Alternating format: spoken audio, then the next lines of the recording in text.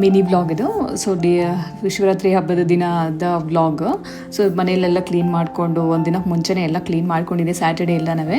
So ಇನ್ನು ಪೂಜೆಗೆಲ್ಲ ready ಮಾಡ್ಕೊಳ್ತಾ ಇದ್ದೆ. ಪೂಜೆ ಎಲ್ಲನೂ ಚೆನ್ನಾಗಿ ಮಾಡಿ ಚೆನ್ನಾಗಿ ಆಯಿತು ಪೂಜೆ ಎಲ್ಲನೂ. ನಿಮ್ಮ ಮನೆಗಳಲ್ಲೂ ಸಹ ಎಲ್ಲ ತುಂಬ ಚೆನ್ನಾಗಿ ಪೂಜೆ ಎಲ್ಲ ಮಾಡಿದ್ರಿ ಅಂತ ಅಂದ್ಕೊಳ್ತೀನಿ. ಸೊ ನಾನು ನಮ್ಮ ಮನೆಯಲ್ಲಿ ಲಿಂಗ ಎಲ್ಲ ಏನೂ ಇಲ್ಲ, ಅಭಿಷೇಕ ಮಾಡೋದಕ್ಕೆ ನಾರ್ಮಲ್ ಈಶ್ವರ ಪಾರ್ವತಿದ್ದು ಫೋಟೋ ಇದೆ. ಸೊ ಅದಕ್ಕೇ ಅಲಂಕಾರ ಮಾಡಿ ಪೂಜೆ ಎಲ್ಲ ಮಾಡಿ ದೇವಸ್ಥಾನಕ್ಕೆಲ್ಲನೂ ಹೋಗಿ ಬಂದ್ವಿ. ಸೊ ನಮ್ಮ ಮನೇಲಿ ಈ ಥರ ಸಿಂಪಲಾಗಿ ಆಚರಣೆ ಮಾಡ್ತೀವಿ. ಇನ್ನು ನೈವೇದ್ಯ ಇಟ್ಟು ಪೂಜೆ ಎಲ್ಲ ಮಾಡಿ ಮುಗಿಸಿ, ಸೊ ಇನ್ನು ಶಿವರಾತ್ರಿ ಹಬ್ಬ ಅಂದರೆ ತಂಬಿಟ್ಟು ಎಲ್ಲರಿಗೂ ಗೊತ್ತೇ ಅಲ್ವಾ, ಎಲ್ಲರ ಮನೆಗಳಲ್ಲೂ ಮಾಡೇ ಮಾಡ್ತೀವಿ. ಸೊ ಒಂದೊಂದು ಸರಿ ಅಕ್ಕಿನ ನೆನೆಸ್ಬಿಟ್ಟು ಅಕ್ಕಿನ ಪೌಡ್ರ್ ಮಾಡ್ಕೊಬಂದು ಎಲ್ಲನೂ ತಂಬಿಟ್ಟು ಮಾಡಬೇಕು. ಸೊ ಇದೆಲ್ಲ ಏನಂದರೆ ಮನೆಯಲ್ಲಿ ಇರೋ ಅಕ್ಕಿ ಹಿಟ್ಟಲ್ಲೇ ಹುರಿದ್ಬಿಟ್ಟು ತಂಬಿಟ್ಟು ಮಾಡ್ಕೊಳ್ಳೋದು. ಇದ್ರದ್ದು ಕಂಪ್ಲೀಟ್ ವ್ಲಾಗನ್ನು ಸಹ ಯೂಟ್ಯೂಬಲ್ಲಿ ಅಪ್ಲೋಡ್ ಮಾಡಿದ್ದೀನಿ.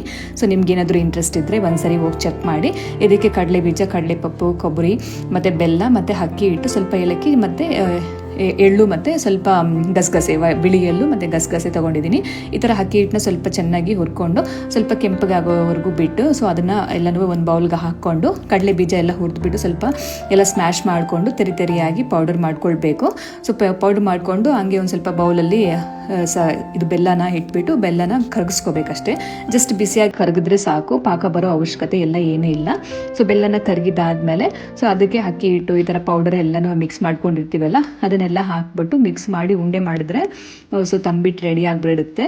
ಸೊ ಈ ಥರ ಸೀಸನಲ್ಲೇ ಏಕೆ ಈ ಥರ ಮಾಡಿದ್ದಾರೆ ಅಂತಂದರೆ ನಮ್ಮ ಹೆಲ್ತ್ ವಿಷಯದಿಂದನೂ ಅಷ್ಟೇ, ಸಾಂಪ್ರದಾಯಿಕವಾಗ್ಲೂ ಅಷ್ಟೇ. ಸೊ ಇದೆಲ್ಲನೂ ಒಂದು ಸಾಂಪ್ರದಾಯಿಕ ತಿಂಡಿಗಳಂತಲೇ ಹೇಳ್ಬೋದು. ಇದರಿಂದ ತುಂಬಾ ಹೆಲ್ತ್ ಬೆನಿಫಿಟ್ಸು ಸಹ ಇದೆ.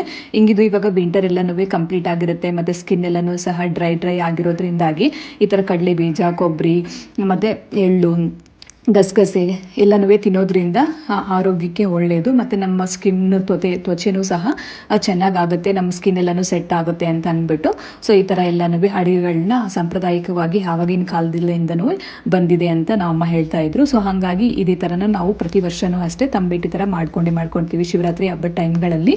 ಸೊ ಇನ್ನು ಊರುಗಳ ಕಡೆ ಎಲ್ಲ ಬೇರೆ ಬೇರೆ ವೆರೈಟೀಸ್ ಆಫ್ ಫುಡ್ಸ್ ಮಾಡ್ತಾರೆ. ಸೊ ನಿಮ್ಮ ಕಡೆ ಎಲ್ಲ ಯಾವ ಥರ ಮಾಡ್ತೀರಾ, ಬೇರೆ ತಿಂಡಿಗಳೆಲ್ಲ ಏನಾದರೂ ಮಾಡ್ತೀರಾ ಅಂತ ಅಂದ್ಬಿಟ್ಟು ತಿಳಿಸ್ಕೊಡಿ.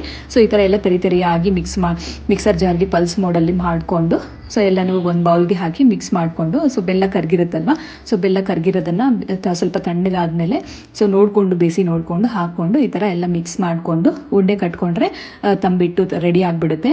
ತುಂಬಾ ಟೇಸ್ಟಿಯಾಗಿರುತ್ತೆ, ತುಂಬಾ ಸಕ್ಕತ್ತಾಗಿರುತ್ತೆ. ಎಲ್ಲರಿಗೂ ದೊಡ್ಡವರು ಚಿಕ್ಕವ್ರಿಗೆ ಎಲ್ಲರಿಗೂ ಇಷ್ಟ ಆಗುತ್ತೆ. ಸೊ ಈ ಥರ ಮಾಡಿಕೊಂಡು ನಮ್ಮ ಮನೆಯಲ್ಲಿ ಈ ಥರ ತಂಬಿಟ್ಟು ರೆಡಿ ಆಯಿತು. ಹೋಪ್ ನಿಮ್ಮೆಲ್ಲರಿಗೂ ಈ ವಿಡಿಯೋ ಇಷ್ಟ ಆಗಿದೆ ಅಂತ ಅಂದ್ಕೊಳ್ತೀನಿ. ಪ್ಲೀಸ್ ಇಷ್ಟ ಆಗಿದ್ರೆ ಲೈಕ್ ಮಾಡಿ, ಕಮೆಂಟ್ ಮಾಡಿ, ಶೇರ್ ಮಾಡಿ, ಯೂಟ್ಯೂಬ್ ಚಾನಲ್ನ ಸಬ್ಸ್ಕ್ರೈಬ್